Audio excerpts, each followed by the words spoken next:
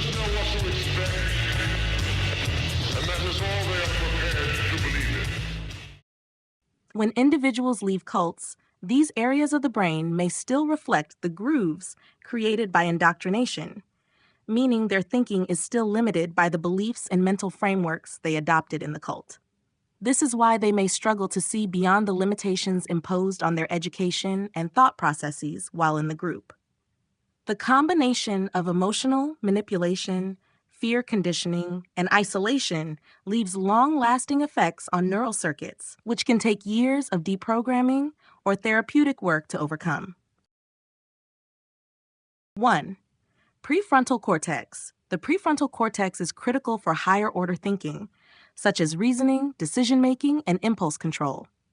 In cult brainwashing, prolonged psychological manipulation can alter the PFC's normal functioning. Members may be conditioned to inhibit independent thinking, leading to difficulty in questioning the group's beliefs or making autonomous decisions, even after leaving the cult. 2. Amygdala. The amygdala regulates emotions, particularly fear and stress responses. Cults often use fear-based control, threatening members with punishment, ostracism, or metaphysical consequences if they deviate from the group's beliefs. Over time, this heightens the sensitivity of the amygdala to fear, making individuals more susceptible to manipulation. Even after leaving, they may have a heightened fear response to questioning former beliefs, making it hard to adopt new perspectives. 3. Hippocampus. The hippocampus is vital for memory and learning. Repeated indoctrination and traumatic experiences within a cult can lead to issues with memory formation and retrieval, particularly around critical thinking or alternate viewpoints. Cult members may have a skewed recollection of their time in the group or struggle to learn new information that contradicts their indoctrination, as their hippocampus may have become conditioned to reinforce the group's narratives. Metaphor. Anterior cingulate cortex, ACC. The ACC plays a role in error detection, emotional regulation, and social bonding.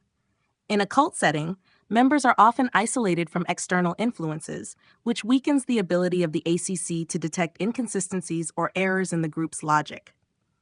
After leaving, former members may struggle with cognitive dissonance and feel an emotional pull to return to the safety of their previous beliefs, due to the ACC's deep involvement in emotional processing and social cohesion. 5. Default mode network. The DMN is responsible for self-referential thinking, daydreaming, and reflecting on one's sense of identity. Brainwashing often disrupts the DMN by instilling a rigid, cult-defined identity, which suppresses self-exploration and individuality. After leaving, former members may have trouble disentangling their sense of self from the group's imposed identity, struggling to create a personal narrative that is independent of their indoctrination. 6. Insula. This part of the brain is involved in consciousness and the emotional experience of being part of a group. Cults often foster a strong sense of belonging, which taps into the insula. Even after exiting, ex-members may feel isolated and disconnected from mainstream society because their insula was conditioned to derive emotional comfort only from the cult environment. You're a very lucky boy to have been chosen.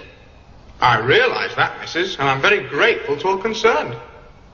We're going to be friends then, aren't we, Alex? I hope so, Mrs. What's the hypo for, then? Gonna send me to sleep? Oh, no, nothing of the sort. Vitamins will it be, then? Something like that. You're a little undernourished, so after each meal we're going to give you a shot. Roll over on your right side, please. Loosen your pajama pants and pull them halfway down.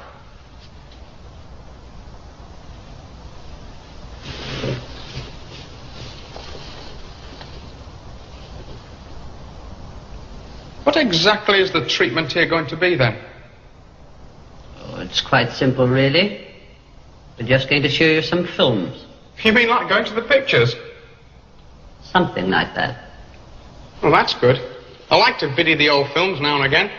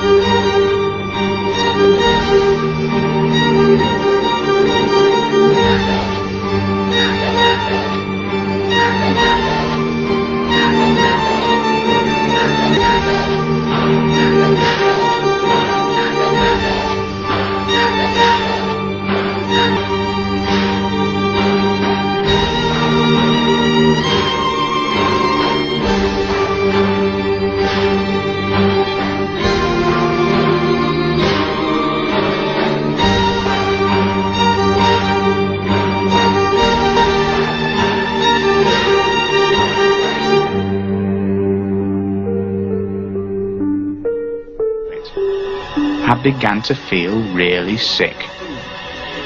But I could not shut my glasses. And even if I tried to move my glass balls about, I still could not get out of the line of fire of this picture. Get me out. I want to be sick. Get something for me to be sick in.